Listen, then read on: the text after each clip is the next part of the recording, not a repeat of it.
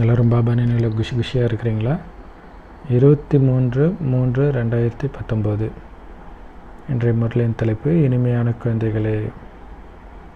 இந்த ஞானமே முற்றிலும் அமைதியாக இருக்கிறதுக்கான ஞானம். அதனால் இதில் எதுவுமே பேசவே கூடாது. அமைதி கடல் தந்தையை அமைதியாக நினைவு பண்ணிக்கிட்டே இருங்க. ஏன்னா ஆத்மாவை ஸ்தூலமாகவும் சூக்ஷ்மமாகவுமே முழு அமைதிப்படுத்துகிற ஞானம் இது. அதனால் அந்த அமைதிக்கடலை நான் பார்த்துட்ருக்கிறேன், நான் அமைதியாகிட்டு இருக்கிறேன், என்னுடைய சுய தர்ம அமைதி அதை எழுப்பிட்டு இருக்கிறேன். இந்த ஒரு உணர்விலே இருக்கணும், வேறு எந்த எண்ணமும் வரவிடக்கூடாது. கேள்வி: முன்னேற்றத்துக்கான ஆதாரம் என்ன? எப்போ பாபா கொடுக்குற இந்த ஞானத்தை தாரணை பண்ண முடியும்? பதில்: அன்பு. அன்பு தான் முன்னேறதுக்கான ஆதாரமே. இல்லை, நேற்று பாபா சொன்னார், நினைக்க நினைக்க பாபா மேலே அன்பு அதிகமாகிட்டே இருக்கும். ஸோ அதனால் அந்த அன்பு தான் முன்னேறதுக்கான ஆதாரமே. ஸோ ஒரு விதத்தில் பார்த்திங்கன்னா நினைவு தான் ஆதாரமே. ஒரு அப்பா கிட்ட மட்டும்தான் உண்மையான அன்பு இருக்கணும். அதுதான் உண்மையான அன்புனாலே என்ன அர்த்தம்? ஒரு பாபா கிட்ட மட்டும் இருக்கிற அன்பு, வேறு எதன் மீதும் அன்பு இல்லாமல் இருக்கிறது.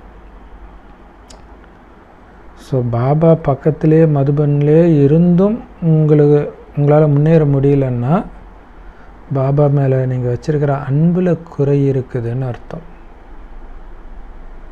அன்பு இருந்துச்சுன்னா கண்டிப்பாக நீங்கள் அப்பாவை நினைப்பீங்க. நினைக்க முடியல அப்படின்னா அன்பில் குறை இருக்குது. கரெக்டு தான். நம்ம அன்பானவர்களுடைய நினைவு தானாக வரும் இல்லை? இப்போ உங்களுக்கு வரமாட்டேங்குது. பாபா பக்கத்தில் இருந்து பாபா எதிர இருக்கும்போதே உங்களுக்கு வரலன்னு என்ன அர்த்தம்? வேறு ஏதோ நினைவு வருது, பாபா மேலே அன்பு முழுசாக இல்லைன்னு அர்த்தம்.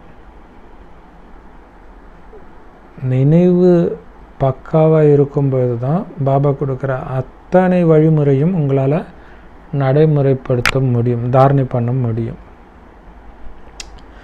ஸோ நீங்கள் முன்னேறீங்களா இல்லையா அப்படிங்கிறது அன்பை பொறுத்து. அன்பு இருக்குதா இல்லையான்றது நீங்கள் எந்த அளவுக்கு நினைவு பண்ணுறீங்க, நினைவில் முன்னேறீங்க அப்படின்ற சார்ட்டு வைங்க. அப்போ தெரியும். பாபா கிட்ட எதையுமே மறைக்கக்கூடாது.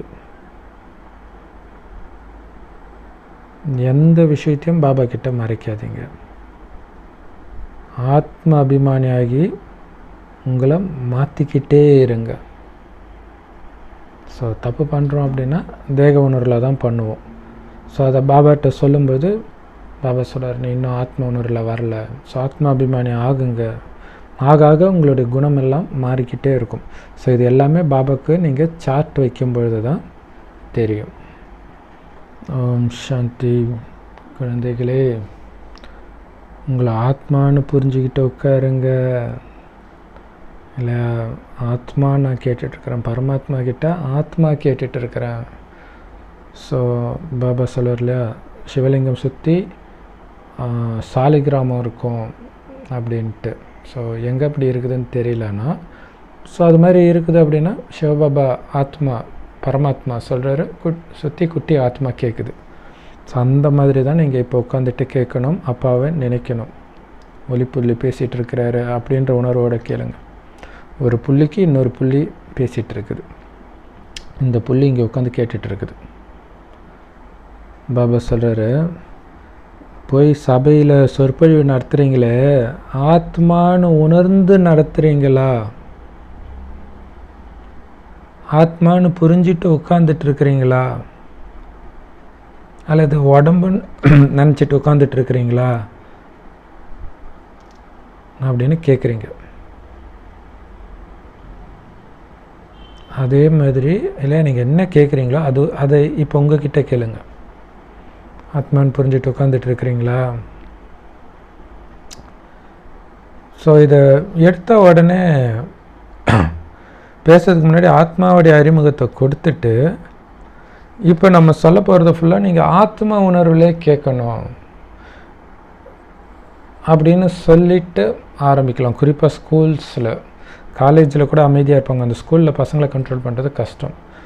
ஸோ அப்படி ஆத்மா ப்ராக்டிஸில் இருந்து கேட்டு பாருங்கள், இதோடைய பவர் உங்களுக்கு தெரியும் அப்படின்ட்டு அது அதுக்கு பின்னாடி ஒரு ஹைப்பையும் க்ரியேட் பண்ணிவிட்டு எடுக்கிறோம் அப்படின்னா அவங்க அமைதியாகவும் இருப்பாங்க. அமைதியாக ஆக்கிறதுக்கு ஒரு யுக்தியாகவும் இதை பயன்படுத்தலாம். பாபா சொல்கிறார், அந்த ஆத்மா தான் பல பிறவி பல உடம்பை எடுத்துகிட்டு இப்போ இந்த உடம்புல வந்து உட்காந்துட்ருக்கு. ஸோ அதனால் அந்த மாதிரி பல உடம்புல, நாராயணன் உடம்புல, ராமர் உடம்புல, ஸ்ரீ லக்ஷ்மி உடம்புல, சீதா உடம்புல இப்படியெல்லாம் இருந்து இப்போ இந்த உடம்புல உட்காந்துட்ருக்குது ஆத்மா, அதுதான் நான் அப்படின்னு புரிஞ்சுக்கிட்டு பரமபிதா பரமாத்மாவை நினைவு செய்யுங்க. அதனால் ஆத்மா ஒளிப்புள்ளியாக இருக்கிறன்னு புரிஞ்சுக்கிட்டு அப்பாவை நினைவு செய்யுங்க. அப்பாவை நினைவு செய்யும்போது தான் உங்களுடைய பாவம் அழியும். ஸோ அந்த பாவத்தை எரிக்கிற இந்த யோகத்துக்கு தான் அக்னி, நெருப்பு, யோக அக்னி அப்படின்னு சொல்லப்படுது. பாருங்களா, யோகத்தை அதாவது பாவத்தை எரிக்கிற யோகத்துக்கு யோக அக்னி, புண்ணியத்தை எரிக்கிற நெருப்புக்கு பேர் காமாக்னி, காமாக்னி அப்படின்னு சொல்கிறாங்க. பாருங்கள், ரெண்டுமே நெருப்பு. ஆனால் இந்த நெருப்பு நமக்கு நன்மை செய்து, அந்த நெருப்பு நமக்கு தீமை செய்து. நிராகார தந்தை அதாவது உடலற்ற தந்தை உடலற்ற குழந்தைக்கு அதாவது ஆத்மாவுக்கு சொல்கிறாரு, என்ன நினைவு செய், உன்னை சுற்றி இருக்கிற அந்த பாவம் அழியும், ஆத்மாவில் படிஞ்சிருக்கிற அந்த பாவம் அழிஞ்சிடும், தூய்மை ஆயிடுவ, முக்தியும் ஜீவன் முக்தியும் அடைவ. முக்தினா என்னது? பரந்தாமத்துக்கு போகிறது. ஜீவன் முக்தினா அங்கேருந்து இதே பூமி சொர்க்கமாகும்பொழுது வர்றது முதல் ஜீவன் முக்தி. ஆனால் எல்லாருமே ஆரம்பத்தில் முக்திக்கு போயிட்டு தான் ஜீவன் முக்திக்கு வரணும். ஜீவன் முக்திக்கு எல்லோரும் வந்து தான் ஆகணும். இப்போ ஜீவன் முக்தி நம்ம தேவாத்மாக்களுக்கும் உண்டு, மற்ற தர்மத்த ஆத்மாக்களுக்கும் உண்டு. ஆனால் உண்மையான ஜீவன் முக்தி நம்ம அனுபவிக்கிறோம், அதாவது உண்மையான சொர்க்கத்தில். மற்ற ஆத்மாக்கள், மற்ற தர்மத்த ஆத்மாக்கள் நரகத்தில் தான் வராங்க. பட் இருந்தாலும் அவங்களுக்கு அந்த டைம், அதாவது முதல் பாதி ஆத்மாவுடைய ஆயுள் இந்த பூமியில் வாழற காலத்தில் பாதி அவங்களுக்கு ஓரளவுக்கு சொர்க்கம் மாதிரி அனுபவம் ஆகும். அதாவது நமக்கு 5000 வருஷம் இல்லை இந்த பூமியில், ஸோ 2500 வருஷம் சொர்க்கம்.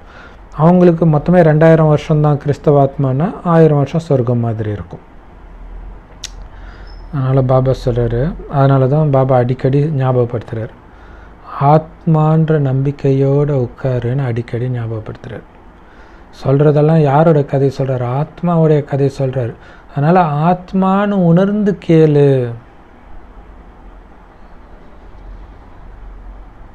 சகோதர சகோதரிகளே, உங்களை ஆத்மானு உணர்ந்து உட்காருங்க, அப்பாவை நினைவு செய்யுங்க அப்படின்னு சொல்லுங்க. ஏன்னா இந்த கட்டளையை அந்த அப்பாவே சிவ தந்தையே கொடுக்கிறார். அப்படி நினைவு செய்கிறது தான் நினைவு யாத்திரை.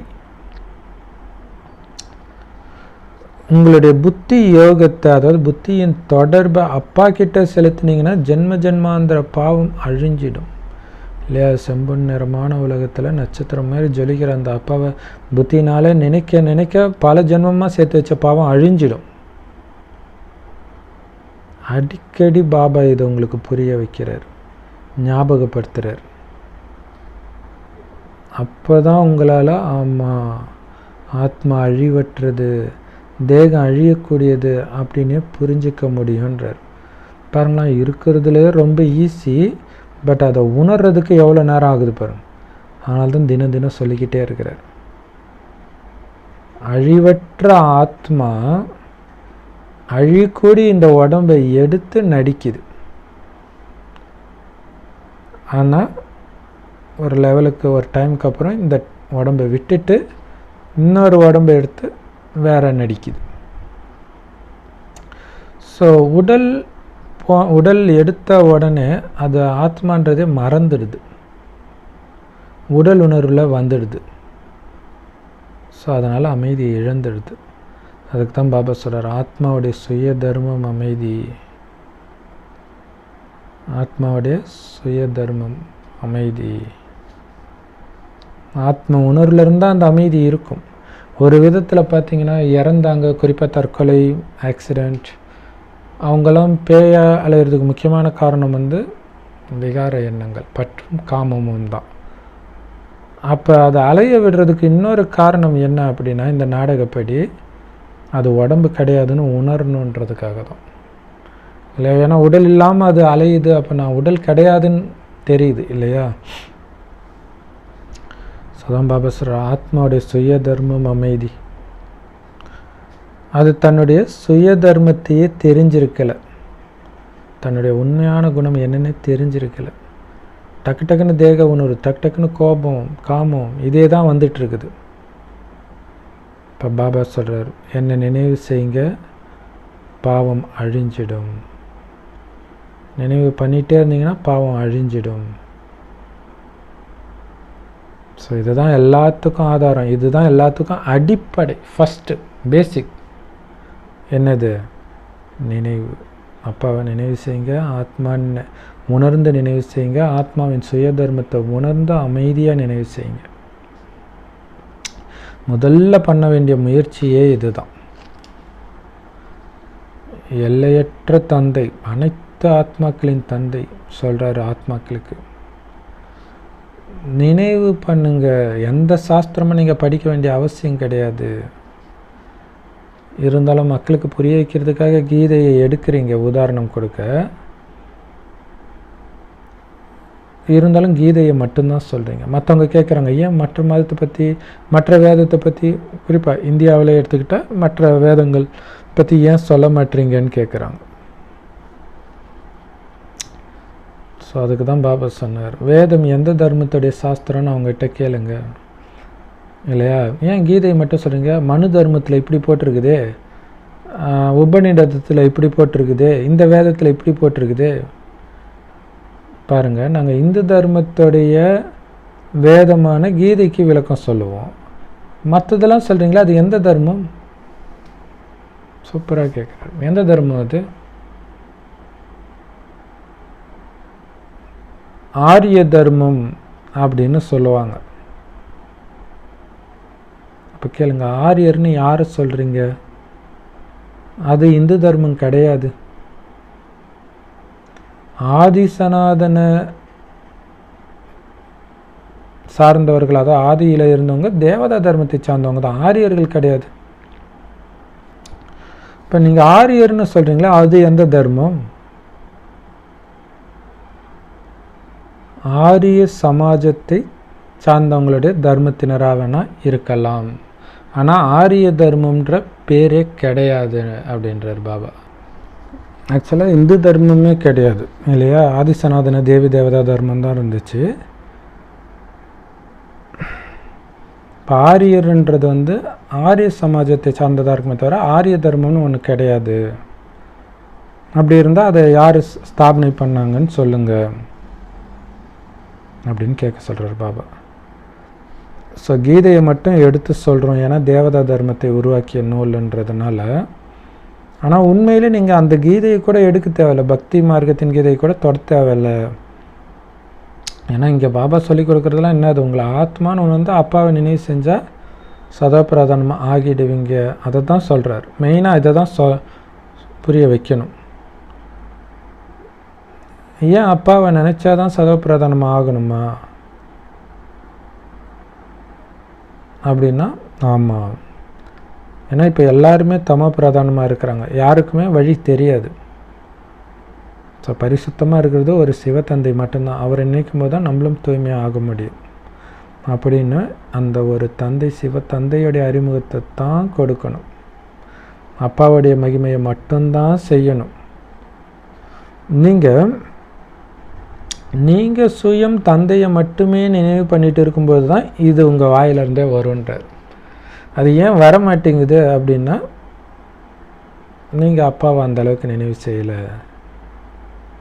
குழந்தைங்க பலகீனமாக இருக்கிறாங்க நினைவு விஷயத்தில், ஞானத்தில் பக்காவாக இருந்தாலும் நினைவில் பலகீனமாக இருக்கிறாங்க. ஸோ அப்பாவை நினைவு செய்ய செய்ய தான் அவருடைய மகிமை உங்கள் வாயிலிருந்து வரும். அதை நினைக்க உங்களுக்கு நிறைய அனுபவம் ஆகும் இல்லையா? ஸோ அதெல்லாம் உங்களால் சொல்ல முடியும். அப்போ தான் அந்த மகிமையை சொல்ல முடியும் அனுபவபூர்வமாக. அதனால்தான் பாபா சொல்கிறார், நினைவுக்கான சார்ட்டு வைங்க. எவ்வளோ நேரம் நினைவு பண்ணீங்க, சார்ட்டு வைங்கன்னு அடிக்கடி பாபா சொல்லிட்டு இருக்கிறார். ஸோ எல்லோரும் உங்கள் மனசாட்சி கேளுங்க, ஒரு நாளைக்கு எவ்வளோ நேரம் நினைவு செய்கிறேன்ட்டு. ஏன்னா நிரந்தரமாக நினைவு பண்ணிங்கன்னா அளவற்ற குஷி இருக்கணும். தினம் இதை சொல்லுவார் பாபா. நினைவு செஞ்சால் குஷி இருக்கணும், குஷி இல்லைன்னா நீ நினைவு பண்ணலை. ஏன்னா நினைக்க அந்த குஷி இருக்கும். அதுவும் சுயம் பகவானே வந்து சொல்லிக் கொடுக்குறாருன்றதை நினைக்கும் போது எவ்வளோ குஷி இருக்கணும். இன்னும் கொஞ்ச நாளில் நான் நாராயணன் ஆக போகிறேன் அப்படின்னா எவ்வளோ குஷி இருக்கணும். அப்படி குஷியோடு நீங்கள் மற்றவங்களுக்கு புரிய வைக்கும் பொழுது தான் அவங்களுக்குள்ள அந்த குஷியை ஏற்படுத்தும், அந்த நேர்மறையான பாதிப்பை ஏற்படுத்தும், இம்பேக்ட் க்ரியேட் பண்ணும். இவ்வளோ ஆனந்தமாக இருக்கிறாங்க அப்படின்ட்டு.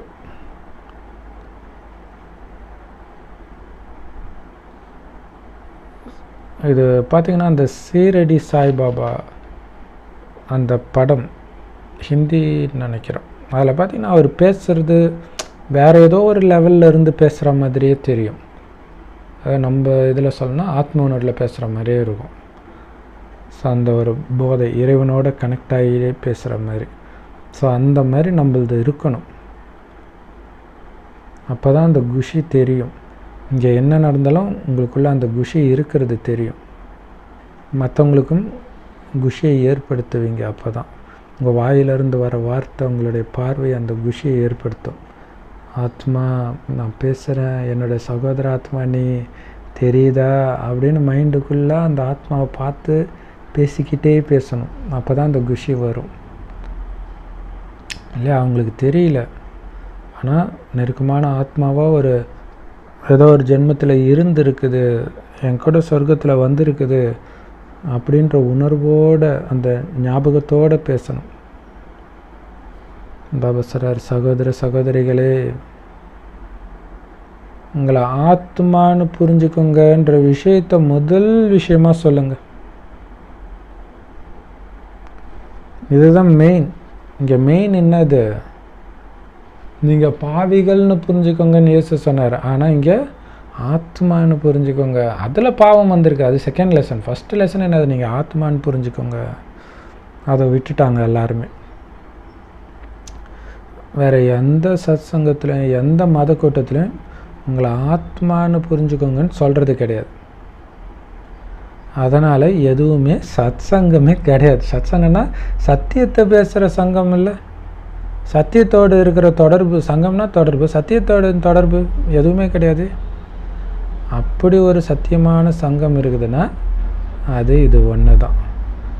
மற்ற எல்லாமே தவறான சங்கம், சத் சங்கம் இல்லை.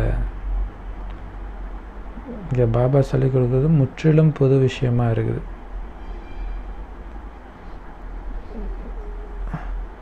வேதங்களின் மூலம் எந்த மதம் உருவாச்சு? எந்த மதமும் உருவாகலை.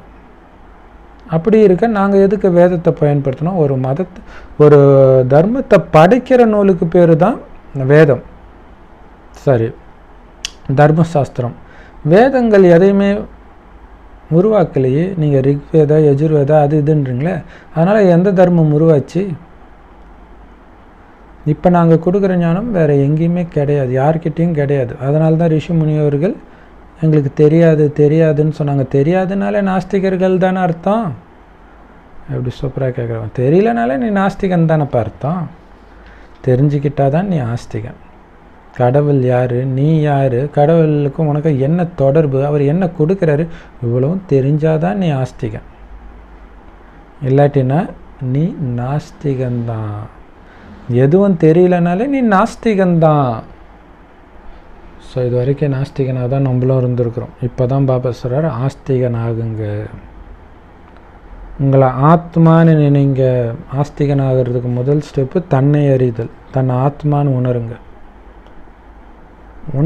தெரிஞ்சுக்கிட்டோம். ஆத்மா நான் பார்க்குறேன். ஒரு வினாடியும் இயல்பாகவே ஒளியாகத்தான் நான் எல்லாத்தையும் செய்கிறேன்ற உணர்வு இருந்துக்கிட்டே இருக்கணும். ஆனால் இந்த ரகசியம் வந்து கீதையில் கொஞ்சம் இருக்குது. ஆத்மாவை பற்றி சொல்கிறாங்க இல்லையா, ஆத்மா வெட்ட முடியாது, எரிக்க முடியாது, நினைக்க முடியாதுன்னு கீதையில் இருக்குது.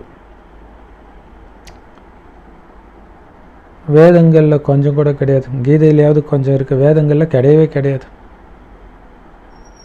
ஆத்மாவை பற்றி இருக்குது. அந்த வேதத்திலேருந்து வந்தது தான் இன்றைக்கி வர ஹடயோகம்லாம், அந்த குண்டலினி சக்தி ஏறுறது, இது எல்லாமே உபநிடதத்தில் தான் இருக்குது. ஸோ நிறைய வேதங்களும் உபநிடதங்களும் எழுதிட்டாங்க. ஆனால் இதெல்லாம் எந்த தர்மத்தை சார்ந்தது, எந்த தர்மத்தை உருவாக்கிச்சது? ஸோ மனிதர்கள் சொல்கிற விஷயமெல்லாம் மனிதர்களுடைய விஷயம், நமக்கு அது தேவையில்லை. அதனால் யார் சொல்கிறது நீங்கள் கேட்க தேவையில்லை. பாபா எவ்வளோ ஈஸியாக தன்னை ஆத்மானு புரிஞ்சு என்னை நினைவு செஞ்சால் பாவம் அழிஞ்சிடும்ன்றார், தூய்மை ஆகிடுவீங்கன்றார். எவ்வளோ எளிமையாக புரிய வைக்கிறார். இதை விட்டுட்டு எதுக்கு போய் அதெல்லாம் படிச்சு இதை போட்டோன்னா உடனே நீ இந்த சித்தரது படிச்சியா, அதை படிச்சியா, இதை படிச்சியா கமெண்ட் போட்டுக்கிட்டே இருப்பாங்க. இதான் பாபா சார், நாங்கள் எதுக்கு அதை படிக்கணும்? கடவுள் வந்துட்டார், கடவுளோட பெரியவர் அவங்க. உண்மையான உலகத்தின் சரித்திர பூகோளத்தை இறைவன் தான் கற்றுக் கொடுக்குறார். ஒட்டுமொத்த உலகத்தை பற்றி எங்களுக்கு கற்றுக் கொடுத்துட்டார். எங்களுக்கு எதுக்கு அறகுறையாக இருக்கிறத நாங்கள் படித்து எங்கள் மூளையை குழப்பிக்கணும்? பாபா சார், இந்த திருமூர்த்தி படமும் உலக சக்கரம் சிருஷ்டி சக்கரமும் ரொம்ப ரொம்ப முக்கியமான படம். எல்லா தர்மத்தை பற்றிய ரகசியமும் இதில் வந்துடுது, குறிப்பாக சக்கரத்தில். ஆனால் ஏனியில் வரல. ஏனியில் தேவதா தர்மத்தை மட்டும்தான் வருது. ஸோ முதல் தர்மம், முக்கியமான தர்மம் தேவதா தர்மம் தான். ஸோ இந்த திருமூர்த்தி படத்தையும் சக்கரத்தையும் நல்லா பெருசாக ஆக்கி நிறைய பேர் கூடுற இடத்துல வைங்க. டெல்லியில் சொல்கிறார் பாபா, எல்லா இடத்துலையுமே. இது ஆனால் கரெக்டு. ஏன்னா இப்போ சக்கரம் பாபாவுக்கு சொன்னாருன்ட்டு வச்சுட்டாங்க, பெங்களூரில் வச்சுருக்குறாங்க, இன்னும் நிறைய இடத்துல கூட வச்சுருப்பாங்க. ஆனால் அது பார்த்தா டக்குன்னு புரியாது, புரிஞ்சுக்கணுன்ற ஆர்வம் கூட வராது. ஆனால் ஏன்னா அது பார்த்து ஏதோ கடிகாரம்பில் இருக்கணுமோ அப்படின்னு போயிடுவாங்க. ஆனால் திருமூர்த்தி படத்தை வச்சா கண்டிப்பாக பார்ப்பாங்க. மகாவிஷ்ணு தெரியுது, சங்கர் அவங்க சிவன் புரிஞ்சுக்குவாங்க, அதுவும் புரியுது. இது யார் பக்கத்தில் ஒரு தாத்தா யோசிப்பாங்க. ஸோ வைங்கன்றார், தகடில் வைங்க. அப்போல்லாம் தகடில் வைக்கிறது தான் ஃபேஷன் இல்லையா? இப்போ பேனர் ஃப்ளெக்ஸ் ஆகிடுச்சு. ஸோ அதுலேயும் குறிப்பாக சக்கரத்தில் எல்லா தர்மமும் வருது, ஏணிப்படியில் எல்லா தர்மமும் வர்றதில்லை, நம்ம தர்மம் மட்டும்தான் இருக்குது. நம்ம தர்மத்துடைய உயர்ச்சியும் வீழ்ச்சியும், பாரதத்தின் உயர்ச்சியும் வீழ்ச்சியுன்றாங்க இல்லையா? ஸோ இந்த 2 சித்திரங்கள் ரொம்ப ரொம்ப முக்கியமானதுன்றார். இதை வச்சு தான் நீங்கள் புரிய வைக்கணும், இதை வச்சு தான் ஈஸியாக புரிய வைக்கவும் முடியும். ஸோ முதல்ல நீங்கள் கொடுக்க வேண்டியது அப்பாவுடைய அறிமுகம் ரொம்ப ரொம்ப முக்கியமானது. அப்பா கிட்டேருந்து ஆஸ்தி கிடைக்குது, கடவுள்கிட்டேருந்து ஆஸ்தி கிடைக்குது, அதனால தான் அவர் அப்பா அப்படின்னு அவங்களுக்கு நம்பிக்கை நிச்சய புத்தி ஏற்படுத்தாத வரைக்கும் நீங்கள் சொல்கிற வேறு எதையுமே அவங்களால புரிஞ்சிக்க முடியாது. இது எப்படி சொல்கிறீங்க, இது எப்படி நீங்கள் சொல்கிறீங்க, நான் படித்ததில் வேறு தானே. பாருங்கள், முதல்ல நீங்கள் புரிஞ்சிக்க வேண்டியது நாங்கள் சொல்லலை, கடவுள் சொல்கிறாரு. அப்போ அவங்க கேட்க முடியாது, இது எப்படி கடவுள் சொல்கிறாருன்னு. கடவுளுக்கு தெரியும் சொல்கிறாரு இல்லையா? ஸோ அதுதான் மெயின். இங்கே சொல்கிறது கடவுள், அதுதான் மெயின். எல்லா வேதத்துடைய சாரம் கடவுள் வருவாருன்றது. இப்போ வந்துட்டார், வெளிப்படுத்துகிறார். இது எந்த மதத்திலிருந்தும் வரல, தனியாக வெளியில் வந்து சொல்கிறார். இந்த நம்பிக்கையை ஏற்படுத்துங்க. அது வரைக்கும் மற்ற எதுவுமே புரியாது, வேஸ்ட்டு. ஒரு அப்பாவே புரிஞ்சிக்காதவங்க கிட்ட போய் மற்ற சித்திரங்களை வச்சு விளக்குறது டைம் வேஸ்ட், வீண் அப்படின்னு சொல்கிறார். அல்லாவையே புரிஞ்சிக்கலன்னா வேறு எதையுமே புரிஞ்சிக்க மாட்டாங்க இல்லையா? சிவபாபாவுடைய இன்னொரு பேர் தான் அல்லாஹ், பரமபிதா, எல்லாமே. ஸோ அதான் பாபா அப்பா அறிமுகத்தை தவிர வேறு எந்த விஷயத்தையும் பேசாதீங்க, செம்ம சூப்பர். வேறு எதையுமே பேசாதீங்க. இதை பார்த்தீங்கன்னா அழகாக அந்த ஜெகோவாவின் சாட்சிகள் ஃபாலோ பண்ணுவாங்க. அவங்க சொல்ல வருவாங்க, நீங்கள் ஏதாவது இடைமறிச்சிங்கன்னா கம்முன்னு இருப்பாங்க. பேச விட்டா பேசணும். நம்ம ரொம்ப இடைமறிச்சா, சரிங்க பிரதர், உங்களுக்கு நிச்சய புத்தி வரும்போது கூப்பிடுங்க, நாங்கள் வரோம், ஏன்னா சந்தேகம் இருக்கும்போது நாங்கள் இதை சொல்லக்கூடாது அப்படின்னு போயிடுவோம். பாப்பா நமக்கு ஃபாலோ பண்ண சொன்னதை அவங்க பண்ணிகிட்டு இருக்கிறாங்க. ஸோ ஆனால் அதுவும் தப்பு தான் இல்லையா? நமக்கு நியாயமாக கேட்குற கேள்விக்கு பதில் சொல்லணும்ல. ஸோ இங்கே நமக்கு தெரியும், அப்பாவுடைய அறிமுகம் தெரியும், இவர் தான் அப்பான்னு தெரியும். ஸோ அந்த அப்பா அப்படிங்கிற விஷயத்தை முதல்ல நிரூபிங்க.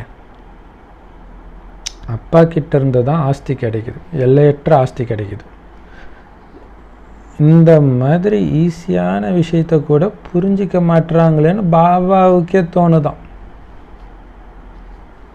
பாருங்க, இவ்வளோ ஈஸி எப்படி இவங்களுக்கு புரிய மாட்டேங்குது அப்படின்னு ஆச்சரியமாக இருக்குதான். ஏன் பாபாவுடைய அறிமுகத்தை தவிர வேறு எதையும் பேச வேண்டாம்னு சொல்கிறாருன்னா, இன்னொரு காரணம் இருக்குது. இந்த ஒரு விஷயத்த சொல்கிறதே உள்ளே போக மாட்டேங்குது, இதில் நிறைய விஷயம் சொல்கிறோம் அப்படின்னா அதுதான் உள்ளே போகும், பாபா விஷயம் உள்ளே போகாது.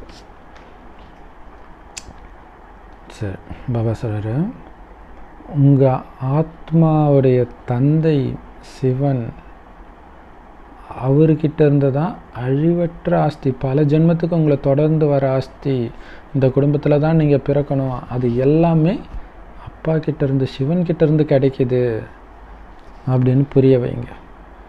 ஸோ எல்லா ஆத்மாவும் அந்த ஒரு சிவ தந்தைக்கிட்டேருந்து தான் சொத்தை அடையிறீங்க அப்படின்னா எல்லோருமே உங்களுக்குள்ள சகோதரர்கள் தானே. இந்த விஷயத்தை மறக்கிறதுனால தான் தமோ பிரதானமாகிடுறீங்க. மறக்கும் பொழுது தமோ பிரதானமாகிடுறீங்க. குறிப்பாக நீங்கள் ஆத்மான்றதை மறக்கும்போது தமோ பிரதானமாகிடுறீங்க. இப்போ மீண்டும் சதோ பிரதானம் ஆகணும் அப்படின்னா ஆத்மான்னு உணர்ந்து அப்பாவை நினைவு செய்யுங்க, ஆகிடுவீங்க. ஸோ திரும்ப திரும்ப திரும்ப அப்பாவை நினைவு செய்யுங்க. இது திரும்ப திரும்ப சொல்லிக்கிட்டே இருக்கிறார் பாபா. ஏன்னா இங்கே முக்கியமான விஷயமே அப்பாவை பற்றிய அறிமுகத்தையும், அதாவது படைப்பவரை பற்றிய அறிமுகத்தையும், அவருடைய படைப்பை பற்றிய அறிமுகத்தையும் தெரிஞ்சுக்கிறது தான். ஏன்னா யாருக்குமே தெரியாது, ரிஷிமுனிவர்களுக்கும் தெரியாது. அதனால் எல்லாரும் நாஸ்திகர்களாக இருந்தாங்க. அவங்க அத்தனை பேரையும் ஆஸ்திகராக மாற்றணும்னா அப்பாவுடைய அறிமுகத்தை கொடுங்க, அப்போ ஆஸ்திகர் ஆகிடுவாங்க. அப்போ தான் எல்லோரும் ஆஸ்திகராக முடியும். என்ன தெரிஞ்சுக்கிட்டால் எல்லாத்தையும் தெரிஞ்சுக்குவீங்க. என்ன தெரிஞ்சுக்கலன்னா எதையுமே புரிஞ்சிக்க முடியாது. செம சூப்பர் இல்லையா? அப்பாவை தெரிஞ்சுக்கிட்டிங்கன்னா எல்லாத்தையும் தெரிஞ்சுக்குங்க, இல்லைன்னா எதையுமே புரிஞ்சிக்க முடியாது. நீங்கள் உங்களுடைய நேரத்தை வீணாக்கிட்டு இருக்கிறீங்க. அப்பாவை பற்றி தெரியலன்னா உங்கள் நேரத்தை வீணாக்கிட்டு இருக்கிறீங்கன்றார் இல்லையா? அப்பாவையே தெரிஞ்சுக்கலன்னா வேஸ்ட்டு தானே இல்லையா? ஏண்டா உனக்கு அப்பா தெரியாதா அப்படின்னு கேட்பாங்க. அந்த மாதிரி நம்மளுடைய அப்பா கடவுள்ன்றதே தெரிஞ்சுக்கலன்னா நீங்கள் உங்கள் வாழ்க்கையை வீணடிச்சிட்டு இருக்கிறீங்க, நேரத்தை வீணாக்கிட்டு இருக்கிறீங்கன்னு அர்த்தம். ஸோ இந்த சித்திரங்களை நாடகப்படி கரெக்டாக உருவாக்கி இருக்கிறோம். ஆனால் எவ்வளவு தான் அழகாக சித்திரத்தை உருவாக்கி புரிய வைக்க முயற்சி பண்ணால் கூட யாருடைய புத்தியிலும் இந்த ஞானம் உட்கார மாட்டேங்குது. அப்போ தான் டவுட் வந்து பாபாட்ட கேட்குறோம், பாபா நாங்கள் புரிய வைக்கிறதுல ஏதாவது தப்பு இருக்குதா? பாபா சொல்ல, ராமக்கோ அந்த தப்பு இருக்குது. என்ன தப்பு? யோகா கம்மியாக இருக்குது. இன்னொன்று, அப்பாவை பற்றி புரிய வைக்கிற அவன் புரிஞ்சிக்கலன்னு தெரியுது, திரும்ப நீ இன்னொரு படத்துக்கு எடுத்துகிட்டு போகக்கூடாது, ஏன் எடுத்துகிட்டு போகிற? ஸோ அப்பாவை புரிஞ்சிக்கலை அப்படின்னா நீங்கள் போங்கன்னு சொல்லிவிடுங்க. தமிழில் கொஞ்சம் மாற்றிருக்கு. ஆக்சுவலாக இதில் என்ன வருதுன்னா, நீங்கள் அவங்கள சரி கிளம்புங்க அப்படின்னு சொல்லிவிடுங்க. ஏன் அந்த படம்லாம் அப்படின்னா, இல்லைங்க, நீங்கள் கடவுளை புரிஞ்சுக்கலைன்னா அடுத்து சொல்கிற எதுவுமே உங்கள் புத்தியில் உட்காராதுன்னு சொல்லுங்கள். இது வந்து செம யுக்தியும் கூட. ஏன்னா அப்போ அவங்க அமைதியாகவும் உட்காந்து கேட்க ஆரம்பிப்பாங்க இல்லையா? ஏடா கூடமாக கேட்டால் சரி, அதுக்கு அடுத்தது சரி நீங்கள் என்ன தான் சொல்கிறீங்க பார்ப்போம். அப்படி இங்கே கடவுள், இது இப்போ பேசிகிட்டு இருக்கிறது கடவுள் வருவார் அப்படிங்கிற அந்த நிச்சய புத்தி வந்தால் தான், அவர் ஆஸ்தி கொடுக்குறாரு அப்படிங்கிறது வந்தால் தான் நீங்கள் அடுத்த படத்துக்கே போகணும். அதுக்கு அடுத்தது ஆழமான விஷயத்துக்கே போகணும். ஆனால் நீங்கள் பாட்டுக்கு சொல்லிக்கிட்டே இருக்கிறீங்க, டைம் வேஸ்ட் பண்ணிகிட்டு இருக்கிறீங்க அப்படின்னு பாபா சொல்கிறார். அதேமாரி அவங்க கேட்டாங்கன்னா சொல்லுங்கள், அப்பாவே புரிஞ்சுக்கலன்னா உங்கள் புத்தியில் இதெல்லாம் உட்காராதுங்கன்னு சொல்கிறேங்க. அதேமாரி நீங்கள் ஞானத்தை கொடுக்குற நீங்களும் ஆத்மாபிமான நிலையில் இருக்கணும். அப்படி இல்லைன்னா உங்கள் கண் கெட்டதாக தான் இருக்கும், இச்சையாகத்தான் பார்க்கும். எப்போ தன்னை ஆத்மானு புரிஞ்சு அடுத்தவங்கள ஆத்மானு பார்க்கக்கூடிய அந்த ஆத்ம அபிமான நிலை வருதோ அப்போ உங்களுடைய பார்வை நல்லா இருக்கும், ஏமாத்தாது, கெட்ட பார்வையாக இருக்காது. ஸோ அதனால தான் பாபா ஆத்ம அபிமானி நிலைக்கு வாங்க. அதுதான் ரொம்ப பவர்ஃபுல்லான ஸ்டேஜ் இல்லையா? எப்படிப்பட்ட அழகானவங்க எப்படி வந்தாலும் அந்த ஆத்மா தான் தெரியணும். ஆத்மா அதோடைய நடிப்பு நடிக்குது. அந்த ஆத்மாவை நான் எழுப்புறதுக்கு முயற்சி பண்ணுறேன், என்னுடைய சகோதர ஆத்மாவை எழுப்புறதுக்கு முயற்சி பண்ணுறேன். பரமாத்மா சொல்கிறார், செய்கிறான். ஸோ பரமாத்மாவுடைய குழந்தை, என்னுடைய சகோதரன், அவங்ககிட்ட சொல்லிகிட்டு இருக்கிறான் அப்படின்ற அந்த அன்போடு சொல்லணும்.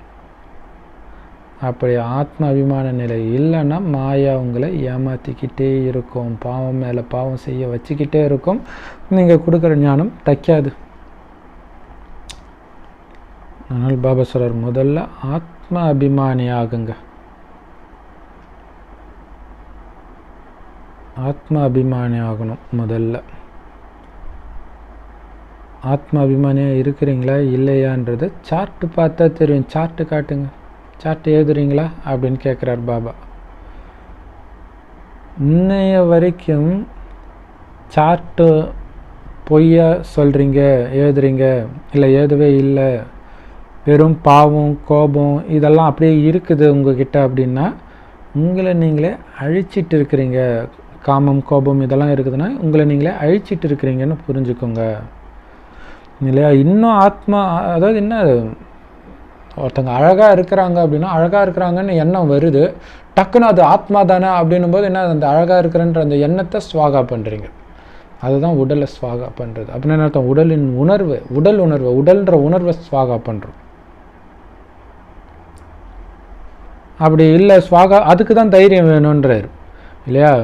திடீர்னு பாருங்கள், உலகத்தில் எங்கேயுமே பார்க்காத மாதிரி பயங்கர அழகாக ஒருத்தவங்க வராங்க, ஆனால் அதையும் நான் பார்க்கக்கூடாது, வெறும் ஆத்மா தான் பார்க்கணும் அப்படின்போது அதுக்கு தான் தைரியம் வேணுன்றார் இல்லையா? ஐயோ இதுக்கப்புறம் இவ்வளோ அழகாக நம்ம எங்கே போய் பார்க்க போகிறோம்? ஸ்வாகா, அதையும் ஸ்வாகா, வெறும் ஆத்மா தான் தெரியணும் இல்லையா? உண்மையான அழகு சொர்க்கத்தில் இருக்கும், அப்போ நம்ம ஆத்ம சக்தியோடவும் இருக்கும். இப்போ எதை பார்த்தாலும் என்னாகும்? ஆத்மா இன்னும் சக்தி இழக்கும், உங்களை நீங்களே அழிச்சிக்கிறீங்கன்றார். அதேமாரி கோபம் வந்தாலும், ஏன்னா அப்போ நான் ஆத்மா, அமைதி, என்னுடைய சுயதர்மம் அந்த உணர்வு இருந்துக்கிட்டே இருக்குது. உலகத்தில் ஏற்கனவே நடந்த நாடகம் நடக்குது, இதை யாராலையும் மாற்ற முடியாது, இது நன்மைக்காக தான் நடக்குது, எனக்கு டெஸ்ட் பேப்பருக்காக நடக்குது, நான் இதுலேயும் ஆடாமல் அசையாமல் இருப்பேன் அப்படின்ற அந்த எண்ணத்தில் ஸ்திரமாக இருந்தீங்கன்னா பாஸ் ஆகிடுவீங்க.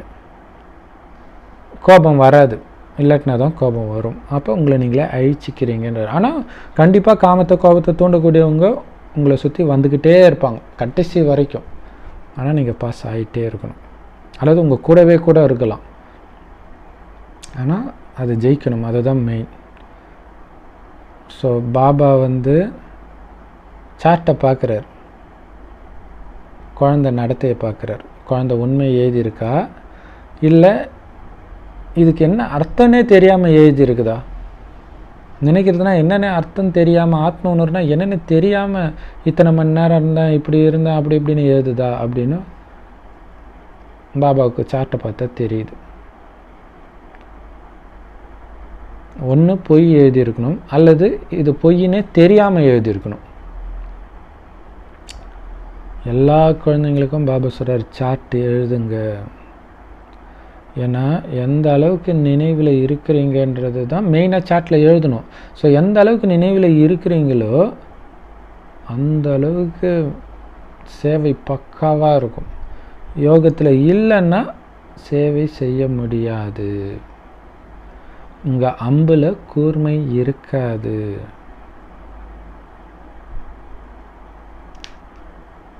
ஆனால் ஸோ இது இன்னொரு விஷயம். Love you Baba, love you Baba, love you Baba. நீங்கள் பட்டுக்கு சொல்கிறீங்க, கொடுக்குறீங்க, யாருமே வரல. அதான்ப்பா பாபா சொல்லியிருக்காருல, கோடியில் ஒருத்தர் தான் வருவாங்கன்னு அப்படின்னு பாபா சொல்கிறாரு தான். ஆனால் அதுக்காக நீங்கள் யோகத்தில் இருக்கிறீங்கன்னு தப்பாக புரிஞ்சிக்கக்கூடாது. ஏன்னா நீயே யோகத்தில் இல்லைன்னா மற்றவனை யோகத்தில் இருன்னு எப்படி சொல்லுவேன்? அதேமாதிரி தூய்மைக்கு அடிக்கடி சொல்லுவார் இல்லையா, நீயே தூய்மையாக இல்லைன்னா மற்றவங்களை எப்படி தூய்மையாக இருன்னு சொல்லுவேன். ஆக்சுவலாக இன்றைக்கி வானிலை கூட வரும், உங்கள் மனசாட்சி உறுத்தும் அப்படின்ட்டு. ஸோ நீங்களே யோகத்தில் இல்லைன்னா மற்றவங்களுக்கு எப்படி சொல்லுவீங்க யோகத்தில் இருங்கன்ட்டு? ஸோ அப்போ அந்த போதையை சொல்ல முடியாது இல்லையா? அப்போ நீங்கள் யோகத்தில் இருக்கிறீங்களா? இப்போ அப்படி தான் இருக்கிறேன். அப்போ பார்க்கும்போது இல்லை நீங்கள் சொல்லாமலே எனக்கு தெரியுது அப்படின்னு அவங்க சொல்லணும். அந்த அளவுக்கு யோகத்தில் இருக்கணும். அப்போ தான் உங்களால் சொல்ல முடியும். சன்னியாசிகள் சுகம்லாம் காக்கை எச்சத்துக்கு சமம் பண்ணாங்க. காக்கை எச்சம் போட்டுச்சுன்னா டக்குன்னு அப்படியே காஞ்சிடும் இல்லையா? ஸோ அந்த மாதிரி தான் இங்கே இருக்கிற சுகம், ஒரு வினாடி சுகம் அப்படின்னு சன்னியாசிகள் சொல்கிறாங்க. அதனால் அவங்களுக்கு சுகம்லாம் பிடிக்கிறது கிடையாது. ஸோ அதனால் சுகதாமம், சொர்க்கத்துக்கு போகிற அந்த வேர்டே யூஸ் பண்ண மாட்டாங்க. அவங்க பண்ணுறதுலாம் என்ன, பிறவா நிலை, பிறவா நிலை, பிறவா நிலை. ஏன்னா அவங்களுக்கு சுகத்தை பற்றியே தெரியாது. சுகத்தின் மீது அவங்களுக்கு நம்பிக்கை கிடையாது. நிரந்தர சுகம் ஒன்று இருந்துச்சு அப்படின்னு அவங்களுக்கு தெரியல. இப்போ பக்தி மார்க்கம் உச்சத்தில் இருக்குது. எவ்வளவு சத்தம், ஆனால் உங்கள் ஞானம் ரொம்ப அமைதியானது, ரொம்ப அமைதியானது.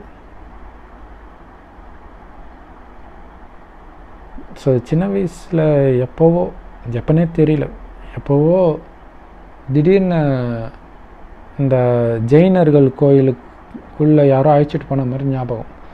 அப்போ பார்த்திங்கன்னா ரொம்ப ஆச்சரியமாக இருந்துச்சு.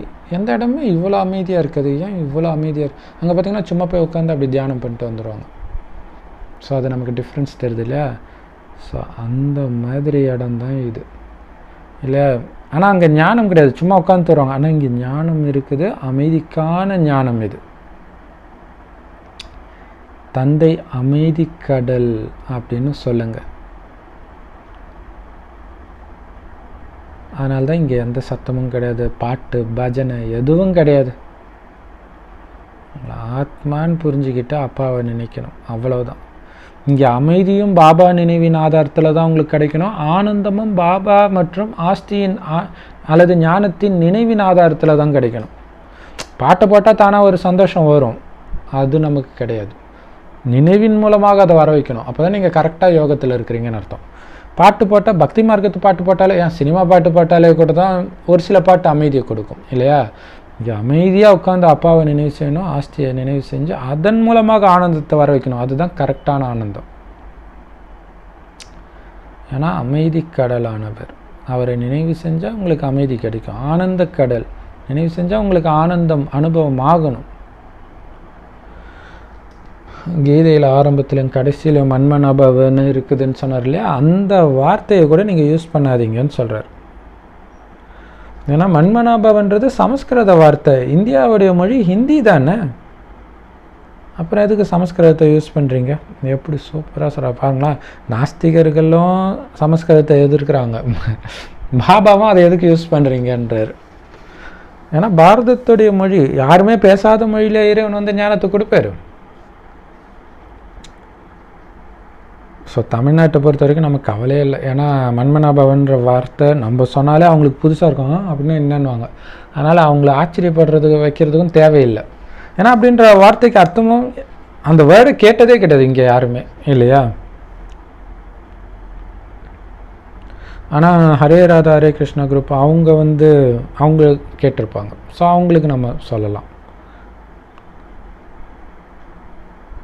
ஸோ அதனால் பாபா சொல்கிறார், இந்த மாதிரி மற்ற மொழி எல்லா மொழியும் விட்டுடுங்க. ஏன்னா இங்கே அமைதி இல்லையா. ஸோ இது பார்த்திங்கன்னா முஸ்லீம் மதத்தில் பார்த்திங்கன்னா ஒன்று ஒன்று சொல்கிறதுக்கு முன்னாடி அந்த குரானுடைய அந்த அரபு மொழியிலே சொல்லிட்டு சொல்லுவாங்க. இங்கே தான் யாருக்குமே தெரியாது அதை எதுக்கு சொல்கிறாங்க அப்படின்னு தோணும். அதே மாதிரி தான் பாபா சொல்கிறார், இங்கே தான் யாருக்கும் சமஸ்கிருதம் தெரியாது, அதை எதுக்கு சொல்லிகிட்டு இருக்கிறீங்க, எடுத்த உடனே ஆத்மானு புரிஞ்சுக்கோங்க அப்படின்னு சொற்பொழிவு செய்ய ஆரம்பிங்க. முதல்ல உங்களை ஆத்மான்னு புரிஞ்சுக்கோங்க. ஆன்மீகனால ஆத்மாவை பற்றிய விஷயம். ஸோ முதல்ல ஆத்மானு புரிஞ்சுக்கோங்க, அதுதான் மெயின் அப்படின்னு சொற்பொழிவு செய்யுங்க. நிறைய பாபா குழந்தைங்களால் தன்னை ஆத்மானு உணர முடியல, புரிஞ்சிக்க முடியல. அதனால் அப்பாவையும் நினைக்க முடியல. அதனால் தனக்கு எவ்வளோ நஷ்டம் ஏற்படுதுன்னு யாரும் புரிஞ்சிக்கிறது இல்லை இல்லையா. ஆத்மானு புரிஞ்சிக்கலனாலே நஷ்டம் ஆகிட்டு இருக்குதுன்னு அர்த்தம். எப்படி செம்மையாக சொல்கிறோம், ஆத்மான்னு நீ புரிஞ்சிக்கலனாலே நஷ்டம் ஆகிட்டு இருக்குது. அப்போ ஆத்மானே நினைக்கலன்னா அப்பாவையும் நினைக்க மாட்டேன், இப்போ நஷ்டம் ஏற்பட்டுட்டு இருக்குது.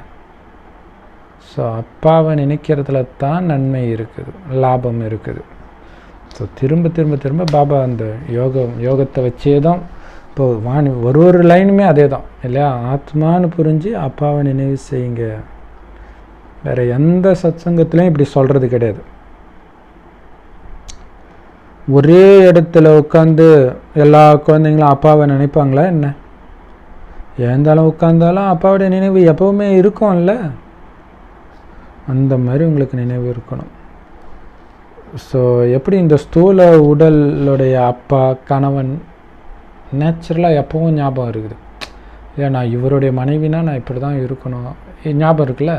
ஸோ அதுதான் சொல்கிறார். இப்போ இவருடைய குழந்தைனா நான் இப்படி தான் இருக்கணும், இவரோட குழந்தைன்னா இன்னொரு விஷயம் இல்லையா. நான் என்னுடைய பேர் எதுன்னா நான் இப்படி படிச்சிருக்கிறேன், இவங்களாம் என்னுடைய ஃப்ரெண்டு, நான் இப்படி தான் பழகுவேன் அப்படின்ற மாதிரி.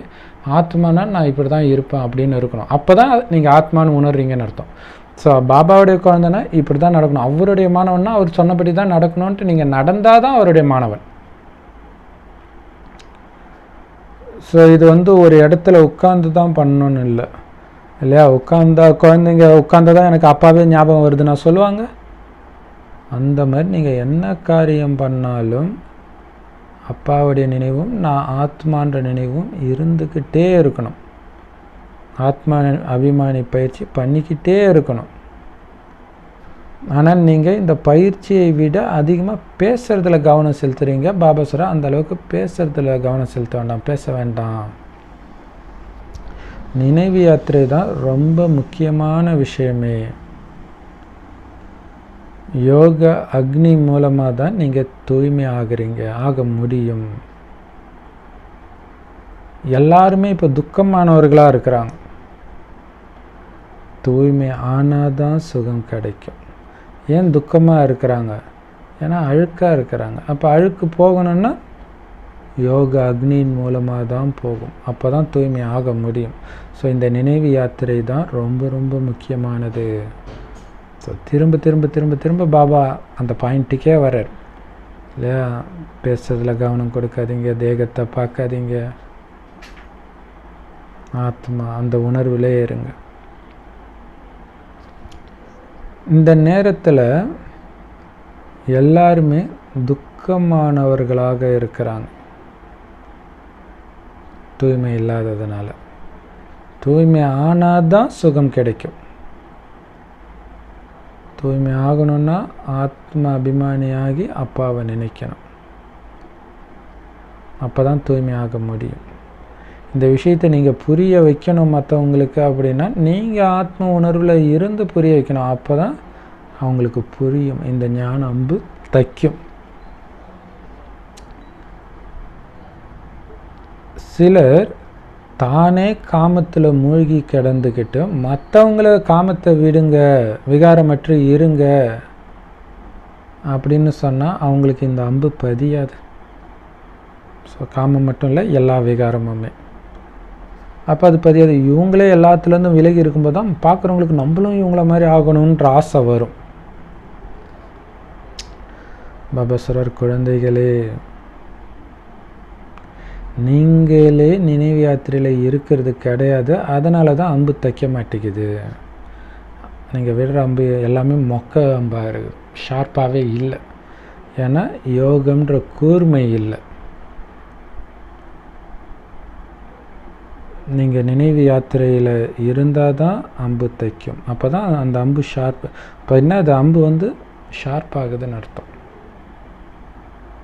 பார்த்திங்கன்னா புராண கதைகளில், குறிப்பாக மகாபாரதம் ராமாயணத்தில் இந்த மாதிரி அம்பு விடுற ஃபைட்டு நடக்கும்போது அப்படி எடுத்த உடனே எல்லாம் விட மாட்டாங்க. இந்த எடுத்து இப்படி நினைப்பாங்க, அப்படியே அம்பில் அப்படியே சக்தி வர மாதிரி காட்டுவாங்க, அதுக்கப்புறம் தான் விடுவாங்க. ஸோ அப்போ அந்த மாதிரி நம்ம பேசுகிறோமா, ஒரு வார்த்தையிலும் அப்பா நினைவை போட்டு போட்டு ஷார்ப்பாக்கி பேசுகிறோமா. ஞானத்தை அறிமுகம் கொடுக்கறது மட்டும் இல்லை, எப்போவுமே இல்லை, அது ஞானம் தெரியாதவங்களுக்கு கொடுக்குறோம். இல்லாட்டினால நம்ம வீட்டில் பிராமண பரிவாரத்தில் பேசும்போது கூட உங்கள் வாயில் இருந்த ஒரு வார்த்தையும் தைக்கணும். நீங்கள் பாபா குழந்தைன்னும் நீங்கள் யோகத்தில் பக்காவாக மூழ்கி பேசுகிறீங்கன்றதும் உங்கள் வார்த்தையில் தெரியணும். அந்த அளவுக்கு கவனம் கொடுக்கணும் நினைவு யாத்திரையில். அப்படி இருக்கிறீங்களா? அப்படி இருந்தால் உங்களை எல்லோருக்கும் பிடிக்கும். பாபா சொல்கிறாரு, இது வரைக்கும் பண்ணலைன்னா பரவாயில்ல, கடந்ததாக இருக்கட்டும், இனி உங்களை மாற்றிக்கோங்க. முதல்ல உங்களை மாற்றுங்க. உங்களை கேட்டுக்கிட்டே இருக்கணும். நான் ஆத்மான்னு உணர்ந்து தந்தையை எந்த அளவுக்கு பவர்ஃபுல்லாக நினைக்கிறேன், எவ்வளோ நேரம் நினைக்கிறேன் கேளுங்க. ஏன்னா உலகத்துக்கே எஜமானராக ஆக்குறாருன்னா அது என்ன சாதாரண விஷயமா? அவர் அதுக்கு நம்மக்கிட்ட கேட்குறதெல்லாம் ஜஸ்ட் நினைக்க மட்டும்தான் சொல்கிறார், வேறு எதுவுமே கிடையாது. அது கூட பண்ணாமல் இருந்தால் எப்படி உலகத்தின் எஜமானராக ஆக முடியும்? ஏன்னா கடவுள் சிவபாபாவுடைய குழந்தைன்னா கண்டிப்பாக நம்ம உலகத்துக்கு எஜமானர் ஆகணும். இப்போ தான் நம்ம சிவனுடைய குழந்தை. தேவ சேனாதிபதி அப்படின்னு முருகனை சொல்லுவாங்க. அப்போ முருகன் வந்து கடவுள் இல்லை, சரி, கடவுளுடைய குழந்தை, சிவனுடைய குழந்தை. இப்போ சிவனுடைய குழந்தை தேவதைகளுக்கும் அதிபதியாக இருக்கிறார், அதாவது உலகத்தின் எஜமானராக இருக்கிறார். அப்படி ஆகணும். நம்ம கண்டிப்பாக உலகத்துக்கு எஜமானராகணும். அப்போ தான் நம்ம சிவனுடைய குழந்தைன்னு சொல்லிக்க முடியும். ஏன்னா சிவனுடைய குழந்தை உலகத்துக்கு எஜமானராக தானே இருப்பாங்க. எஜமானராக ஆகணும், அதுக்கு நினைவு பண்ணணும். அந்த ஒரே நாயகன் சிவத்தந்தை, அகில உலக நாயகன் இல்லையா? ஸோ ஒட்டுமொத்த உலகத்தின் ஒரே நாயகன் வந்து உங்கள் எதிரில் நிற்கிறாருன்னா அவர் மேலே இவ்வளோ அன்பு இருக்கணும், அதிக அன்பு இருக்கணும் இல்லையா? பல ஜென்மத்து நாயகன் சிவபாபா உங்கள் எதிரில் நிற்கிறார். இப்போ எவ்வளோ அன்பு இருக்கணும்? அன்புனா நினைவு, அதானே இல்லையா? அன்புன்றதே நினைவு தானே இல்லை? ஒருத்தருடைய ஞாபகம் நமக்கு வந்துக்கிட்டே இருக்கிறத வச்சு தானே அன்புன்னே சொல்கிறோம். அவ்வளோ அன்பு அப்படின்ட்டு. எங்கள் வீட்டுக்காரர் ஆஃபீஸ்க்கு போனாருன்னா 1/2 மணி நேரத்துக்கு ஒரு தடவை கால் பண்ணிக்கிட்டே இருப்பார். அப்படின்னு என்ன அர்த்தம்? அவ்வளோ அன்பு வச்சுருக்காரு நாங்கள். அப்படின்னு என்ன அர்த்தம்? அவ்வளோ ஞாபகம் வந்துக்கிட்டே இருக்குது. ஸோ அந்த மாதிரி பாபாவுடைய ஞாபகம் வருதா, இப்போ தான் அன்பு இருக்குதுன்னு அர்த்தம். இல்லை அன்பு இல்லைன்னு அர்த்தம்ன்றார். எவ்வளோ சூப்பர் இல்லையா? திருமணம், அதாவது ஒரு காலேஜ் படிக்கும்போது ஒரு கிறிஸ்டின் ஃப்ரெண்டு, அவன் வந்து அவங்க தம்பி, அப்போல்லாம் ஃபோன் அந்தளவுக்கு இல்லை, ஃபோன்லாம் வராத டைமு, லேண்ட்லைன் மட்டும் இருக்குது. அப்போ அவங்க தம்பி வந்து எதுக்கோ டெல்லிக்கு போகிறார். அப்போ வந்து இவர் தூங்குறார். அவங்க அப்பா வந்து திட்டுறாராம், உனக்கு எங்கேயாவது தம்பி மேலே அன்பு இருக்குதா? அவன் போனானே நீ எப்படி நிம்மதியாக தூங்கு, அவன் கால் வரணும்னு நீ வெயிட் பண்ணாமல் நீ பாட்டுக்கு தூங்குற அப்படின்றான். இப்போ பாருங்கள். ஸோ அந்த ஞாபகம் இல்லையா, அந்த ஞாபகம் தான் அந்த கவலை அதெல்லாம் வருது. ஆனால் இவரை பற்றி நினைக்கும்போது கவலை இருக்காது, பட் அன்பில் போதை அதுதான் இருக்கும். ஸோ உங்கள் எதிரில் இருக்கிற எப்படி கல்யாணம் ஆன உடனே மனைவிக்கு கணவன் மேலே எவ்வளோ அன்பு ஏற்படுது இல்லையா? அதே நினைவு கணவனுக்கு பிடிச்சதாக செய்வாங்க. ஒரு செகண்டில் அப்பா அம்மாலாம் மறந்தே போயிடுவாங்க. கணவன் மேலே உள்ள அன்பில் அப்பா அம்மாவை மறக்கிறாங்க. ஸோ அதே மாதிரி தான் சிவபாபாவை இப்போ நீங்கள் கணவனை நினச்சிங்கன்னா அப்பா அம்மாவையும் மறக்கலாம், பழைய கணவன் மனைவி குழந்தை எல்லாருமே மறக்கலாம். அந்த அளவுக்கு நினைவு இருக்கணும் இல்லையா? இப்போ அபிராமின்றவங்க பார்த்தீங்கன்னா அது கள்ளக்காதலாக இருந்தாலும் அந்த காதல்னால கணவனை குழந்தை எல்லாத்தையும் மறந்து தூக்கி அடைச்சிட்டு போகிறாங்க அப்படின்னா, ஸோ அதை பாசிட்டிவாக எடுத்து பார்த்திங்கன்னா அந்த அன்புன்னு மட்டும் எடுத்து பார்த்திங்கன்னா அப்போ அன்பு எதெல்லாம் பண்ணுன்னு பாருங்கள் இல்லையா? ஸோ அந்த அளவுக்கு அன்பு இருக்கணும். ஏன்னா அப்பாவோடு நமக்கு நிச்சயதார்த்தம் ஏற்பட்டு இருக்குது, ஆனால் கல்யாணம் ஆகலை. எப்படி சூப்பராக சொல்கிறார் பாருங்க. ஸோ இப்போதைக்கு நிச்சயதார்த்தம் தான் ஆகிருக்கு, கல்யாணம் ஆகலை. கல்யாணம் விஷ்ணுபுரியில் தான். ஸோ அதுதான் மாமியார் வீடு இல்லையா?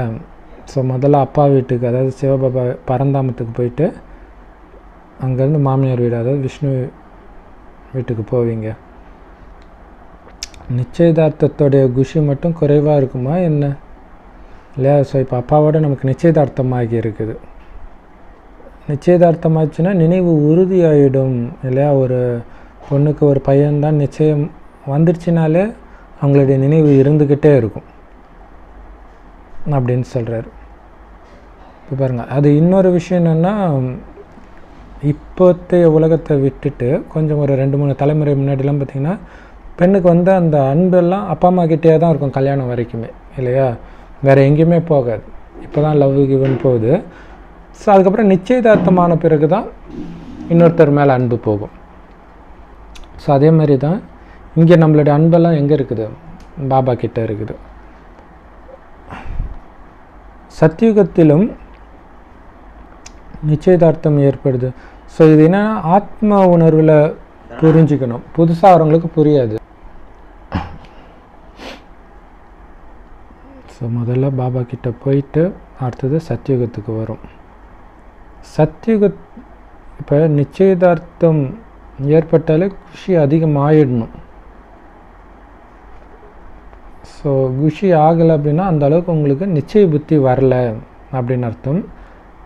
சத்யுகத்திலும் நிச்சயதார்த்தம் நடக்கும், அங்கே நிச்சயதார்த்தம் துண்டிக்கப்படுவதில்லை. அதாவது பாதியில் யாரும் இறக்கிறது கிடையாது, இங்கே தான் அப்படி இறக்குறாங்க.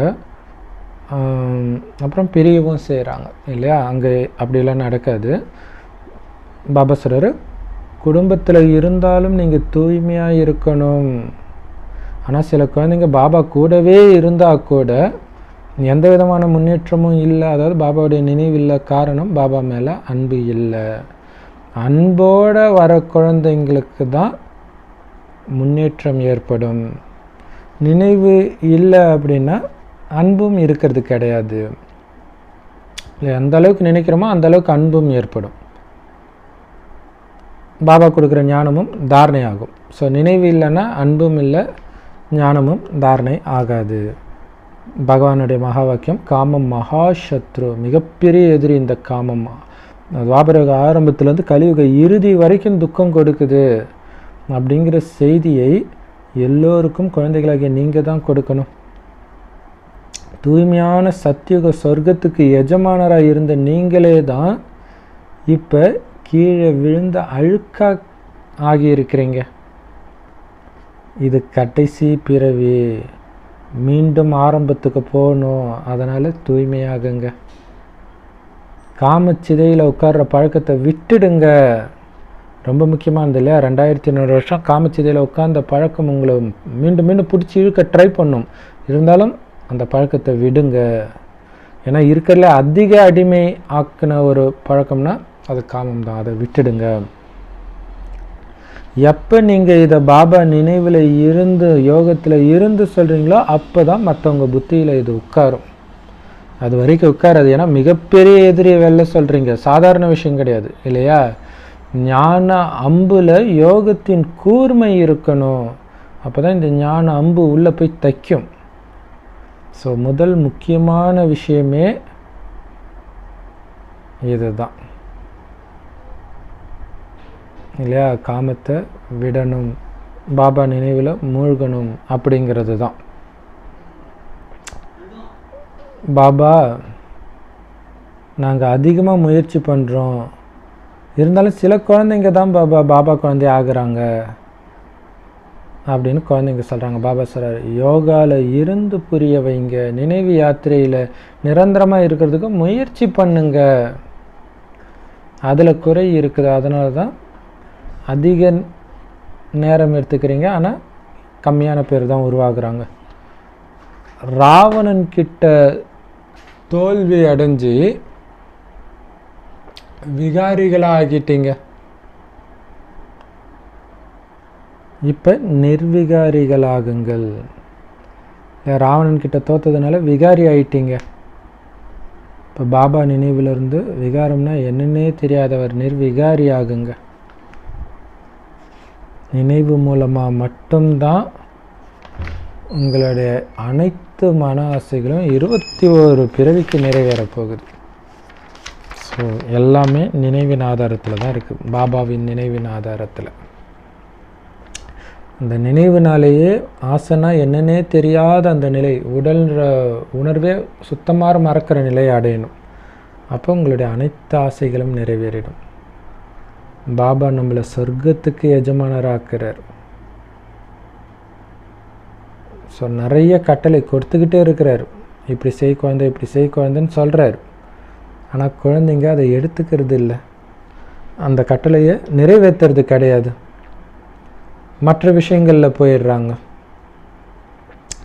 ஸோ முக்கியமானது அப்பாவுடைய செய்தியை எல்லோருக்கும் கொடுக்கறது தான். ஆனால் நீங்களே அப்பாவை நினைக்க, ஏன்னா முக்கியமான செய்தி அப்பாவை நினைங்கன்னு சொல்கிறது தான். நீங்களே அப்பாவை நினைக்கலன்னா மற்றவங்களுக்கு எப்படி சொல்ல முடியும்? ஏமாத்து வேலையெல்லாம் நடக்காது, அவங்க ஏற்றுக்க மாட்டாங்க.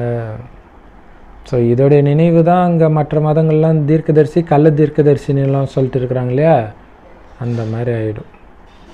ஏமாத்து வேலை நடக்காது, விகாரங்களில் போகாதீங்கன்னு மற்றவங்கக்கிட்ட சொல்லிவிட்டு நீங்கள் விகாரத்தில் விழுந்தீங்கன்னா உங்கள் மனசை அரிச்சிக்கிட்டே இருக்கும் இல்லையா. அது சொல்லும்போது மனசு அரிக்கும், முரளி படிக்கும்போது இன்னும் அரிக்கும். இந்த மாதிரி நிறைய ஏமாத்து வேலை நடந்துட்டு தான் இருக்குது. அதனால தான் பாபா சொல்கிறார், முதலாக அப்பாவுடைய விஷயத்தை புரிய வைங்க. அப்பாவை தெரிஞ்சுக்கிட்டாலே எல்லாத்தையும் தெரிஞ்சுக்கிட்டவங்களா ஆகிடுவீங்க. அப்பாவை தெரிஞ்சிக்காமல் எதையுமே புரிஞ்சிக்க முடியாது. அதனால் அப்பாவுடைய அறிமுகம், தூய்மை, இது 2 தான் மெயின், ஆத்ம உணர்வு. ஸோ இதை புரிய வைங்க. நல்லது. இனிமையிலும் இனிய செல்ல குழந்தைகளுக்கு தாய் தந்தை பாப்தாதாவின் அன்பு நினைவுகள் மற்றும் காலை வணக்கம். ஆன்மீக குழந்தைகளுக்கு ஆன்மீக தந்தையின் நமஸ்காரம். ஆன்மீக தாய் தந்தைக்கு ஆன்மீக குழந்தைகளின் அன்பு நினைவுகள் மற்றும் நமஸ்தே. தாரணைக்கான முக்கிய சாரம், உள்ளுக்குள்ள பாபாவுடைய நினைவுனால குஷி வரணும். அந்த குஷியில் இருந்து அப்பாவுடைய அறிமுகத்தை கொடுக்கணும். எல்லோருக்கும் ஒரு அப்பாவுடைய மகிமையை தான் சொல்லணும். அதுக்கு நீங்கள் முதல்ல அப்பா நினைவில் மூழ்கியவர்களாக இருக்கணும். எப்போவுமே தேகத்தை மறந்து ஆத்மா நான்ற உணர்கிற பயிற்சி அதிகமாக பண்ணணும். ஆத்மா அபிமானி பயிற்சி பண்ணணும். ஆத்மா அபிமானியாக ஆகிறதுக்கு பயிற்சி பண்ணணும். அதிகமாக பேசக்கூடாது. கடந்ததுக்கெல்லாம் கடந்ததுன்னு முற்றுப்புள்ளி வச்சுட்டு உங்களை மாற்றிக்கோங்க. நினைவு யாத்திரை எவ்வளோ நேரம் இருந்தீங்க நினைவு யாத்திரையில் அப்படின்னு உண்மையான சார்ட் அப்பாவுக்கு வைக்கணும் டெய்லியும். அப்போ தான் நீங்கள் பண்ணுற தப்பு உங்களுக்கே தெரியும். வரதானம், தன்னுடைய எண்ணங்களை சுத்தமாகவும் ஞான ஸ்வரூபமாகவும் சக்தி ஸ்வரூபமாகவும் ஆக்கக்கூடிய சம்பூர்ண தூய்மையானவர் ஆகுங்கள். வரதானம், தனது எண்ணங்களை சுத்தமாகவும் ஞான ஸ்வரூபமாகவும் சக்தி ஸ்வரூபமாகவும் ஆக்கக்கூடிய சம்பூர்ண தூய்மையானவர் ஆகுங்கள். அதுக்கு விளக்கம் சொல்கிறார் பாபா. நீங்கள் பாபாவுக்கு சமமாக ஆகணும் அப்படின்னா தூய்மையின் அடித்தளத்தை உறுதியாக்குங்க. தூய்மை அப்படிங்கிற அந்த அஸ்திவாரத்தை பலப்படுத்துங்க. ஏன்னா தூய்மை பாபாவுக்கும் மற்றவங்களுக்கும் உள்ள அடிப்படை டிஃப்ரென்ஸ் அந்த தூய்மை தான். பாபாவுக்கு சமமாக பரிசுத்தமானவன் அப்படி ஆகுங்க.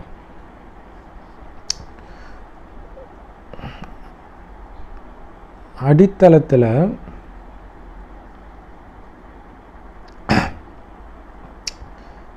பிரம்மச்சரியம் ஃபாலோ பண்ணுறீங்க, ஓகே. ஆனால் அது ஜென்ரலாக எல்லாருமே பிரம்மகுமாரினாலே பிரம்மச்சரியத்தை ஃபாலோ பண்ணுறவங்க தான். ஆனால் இதிலே குஷி அடைஞ்சிடாதீங்க இல்லையா. உடல் அளவில் மட்டும் தூய்மையாக இருந்தால் போதாது, உங்கள் பார்வையில் தூய்மை இருக்கணும், உங்கள் உள்ளுணர்வில் தூய்மை இருக்கணும். ஸோ அடிக்கடி நான் தூய்மையானவன்ட்டு அது ஒரு போதையாக திரும்ப திரும்ப சொல்லிக்கிட்டே இருக்கணும் மனசுக்குள்ளே இல்லையா. நான் தூய்மையானவங்க, இது சூத்திரர்களுடைய குலம் இது இல்லை, நான் தூய்மையானவன், அது மைண்டில் ஓடிக்கிட்டே இருக்கணும். மற்றவங்க மாதிரி நான் இருக்க மாட்டேன், ஏன்னா நான் தூய்மையானவன். ஸோ உங்கள் உள்ளுணர்வுலையும் அதுதான் இருக்கணும், பார்வையிலையும் அந்த தூய்மை, அந்த ஆத்மா மட்டும்தான் தெரியணும், உடலே தெரியக்கூடாது. ஸோ அப்படி எடுத்துகிட்டு வரணும்னு அண்டர்லைன் பண்ணுங்க. பார்வையிலையும் உள்ளுணர்வுலையும் நான் தூய்மையானவன் அண்டர்லைன் பண்ணுங்க இல்லை. வெளியில் தூய்மையாக இருக்கிறது நிறைய பேர் இருக்கிறாங்க, ஆனால் உள்ளுணர்வுலையும் பார்வையிலும் அந்த தூய்மை இருக்கணும். எண்ணங்கள்லேயும் தூய்மை இருக்கணும். அந்த வீண் எண்ணம், வெறுப்பு எண்ணம், இதுவுமே அசுத்தம்தான், காமம் மட்டும் கிடையாது. ஸோ அதையுமே இல்லாமல் பார்க்கணும். ஸோ பாபா ஞானத்தில் என்ன சொல்கிறாரோ அந்த ஞானத்துடைய ஒரு உதாரண மூர்த்தியாக நான் இருக்கிறேன் அப்படின்னு இருக்கணும், ஞானத்தின் சொரூபமாக இருக்கணும். அதுமாதிரி எல்லா சக்திகளும் நிரம்பிய எப்போவுமே இருக்கிறேன் அப்படின்னு சொல்கிற மாதிரி சக்தி சொரூபமாக இருக்கணும். அந்த மாதிரி உருவாக்குங்க உங்களை. ஆனால் இப்போ எண்ணத்தளவில் ரொம்ப பலகீனமாக இருக்கிறீங்க, டக்குன்னு வீண் எண்ணம் வருது, விகார எண்ணம் வருது, அது இஷ்டத்துக்கு வருது அப்படின்னா என்ன அர்த்தம்? எண்ணம் சுத்தமாக இல்லை, பலகீனமாக இருக்குது. இந்த பலகீனத்தை அழிங்க. அப்போ நீங்கள் சொல்கிற எண்ணத்தை உருவாக்கணும், திரும்ப திரும்ப சொல்லி சொல்லி சொல்லி அந்த எண்ணத்தை ஆழமாக பதிய வைக்கணும். அப்போ தான் உங்களை முழுமையான தூய்மையான ஆத்மா, சம்பூர்ண தூய்மையான ஆத்மான்னு சொல்ல முடியும். ஸோ அதுக்காக தான் திரும்ப திரும்ப ஞானத்தை அசை போட்டுக்கிட்டே இருக்கணும்னு பாபா சொல்கிறது. அதுக்காக தான் சுயமரியாதை இலே நிலைச்சிருக்கணும். அப்படின்னா அர்த்தம், அந்த ஞானத்தை அசை போடும்போது தான் அது வரும். அப்போ தான் பாபாவுக்கு சமமானவர் ஆக முடியும், மகா விஷ்ணு ஸ்ரீ நாராயணன் ஆக முடியும். ஸ்லோகன்: பார்வையில் எல்லாருக்காகவும் இரக்கம், தனிப்பட்ட என் குடும்பத்தை சார்ந்தவங்க, எங்கள் சென்டர் சார்ந்தவங்க அப்படி இல்லாமல் எல்லார் மேலேயும் கருணை பார்வை யாருக்கு இருக்குதோ, எல்லோர் மேலேயும் சுப பாவனை யார் வைக்கிறாங்களோ அவங்க கிட்ட எல்லைக்குட்பட்ட அபிமானம், தேக அபிமானம் அல்லது அவமானம் இதோடைய அம்சம் கூட இருக்க முடியாது அப்படின்னு சொல்கிறார். ஆக்சுவலாக இதோடைய விளக்கம் நாளை வானியில் வரும், சண்டே வானியில் வரும். சரி, ஏன்னா அவமானம், என்னை அவமானப்படுத்திட்டான் இல்லை, எல்லார் மேலேயும் கருணை இருக்கும்போது, எல்லாரையும் உயர்வாக நினைக்கும்போது அவமானப்படுத்துறதுக்கு என்ன இருக்குது இல்லையா. அதேமாதிரி அபிமானம், நானுங்கிற அந்த அகங்காரம் அதுவும் வராது எப்போ எல்லார் மேலேயும் கருணை இருக்கும்போது. அப்போ ஒருத்தவங்க கோபப்படுறாங்கன்னா, நான் யார் தெரியுமா அப்படின்னு சொல்கிறாங்கன்னா, நான் யார் தெரியுமா அப்படின்ற உங்களுக்குள்ள அந்த அகங்காரம் ஏந்திரிக்குது இல்லையா. ஆனால் அவன் பாவம் மாயின் வசப்பட்டிருக்கிறான்ற அந்த கருணை பார்வை வரும்போது உங்களுக்குள்ளே உங்கள் மேலே அபிமானம் வராது, கருணை தான் வரும். அதேமாதிரி அவன் உங்களை திட்டுறதுனால அவமானமே உங்களுக்கு வராது, கருணை வரும், சுபபாவனை. அவன் மாறணும், தன்னை உணரணும், இறைவனுடைய குழந்தைன்னு உணரணும். அவன் நடிப்பை நடிச்சிட்டு இருக்கிறான்றது தெரியாமல் நடிச்சிட்டு இருக்கிறான், மாயின் வசமாகி நடிச்சிட்டு இருக்கிறான் அப்படின்ற கருணையும் அவன் தன்னிலை உணரணுன்ற சுபபாவனையும் தான் இருக்கும். அப்போ அவன் என்ன திட்டினாலும் உங்களுக்கு அவமானம் இருக்காது. என்னை திட்டுறதுனால உனக்கு அமைதி கிடைக்குதுன்னா திட்டிக்கோ, அப்படியாவது உன்னால் அமைதிக்கு போ அப்படின்ற எண்ணம் தான் வருமே தவிர உங்களுக்குள்ளே அந்த அகங்காரமோ என்னையே அவமானப்படுத்திட்டியா அப்படின்லாம் தோணாது. எவ்வளோ பவர்ஃபுல்லான ஸ்டேஜ் இது, யோசிச்சு பாருங்கள். உங்களை அவமானப்படுத்துகிறவங்களை நினச்சி பாருங்கள். அது பிராமண பரிவாரமாக இருக்கட்டும், அதாவது ஆஃபீஸ், ஸ்கூல், குடும்பத்தில் எடுத்துகிட்டு வாங்க. என்ன கடைசியாக அவமானப்படுத்துகிறாங்க புத்தியில் எடுத்துகிட்டு வாங்க. அந்த நேரம் இந்த மாதிரி கருணை பார்வையை நீங்கள் பார்த்தா என்ன ஆகும்னு யோசிச்சு பாருங்கள், திரும்ப திரும்ப யோசிச்சு பாருங்கள். மீண்டும் அந்த சூழ்நிலை வரும்போது நீங்கள் தப்பிக்கிறதுக்கான வாய்ப்பு அதிகம். ஆனால் இது ப்ராக்டிஸ் திரும்ப திரும்ப பண்ணணும். ஓம் சாந்தி.